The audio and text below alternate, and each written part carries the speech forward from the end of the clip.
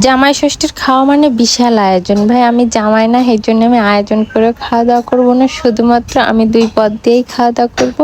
কারণ আমার মা তার জামার জন্য অনেক অনেক পদে রান্না করেছে, এটা আমার পক্ষে খাওয়া সম্ভব না, আর আমি খেতেও পারবো না। এই জন্য আমি শুধুমাত্র মাছের ঝোল আর মাংস দিয়ে খাবো। আর যেহেতু মাকে বলেছিলাম অনেক গরম, একটু সিম্পলের ভিতর রান্না বান্নাটা করার চেষ্টা করো, না গরমে খেয়ে অসুস্থ হয়ে যেতে হবে। মাও ঠিক তেমনই সিম্পলের ভিতরেই সব রান্না বান্না করেছিল। আর এখানে আমি মাছ খাবো না, তারপরেও মা একটা মাছ দিয়েছিল, অর্ধেক মাছ, তাও খাইনি, অর্ধেকটা আবার রেখে দিয়েছি। তারপরে মাকে বললো অল্প করে শুধু আমাকে রাজহাঁসের মাংসটা দাও, অন্য মাংস এখন আমি আর খাবো না, পরে খাবো।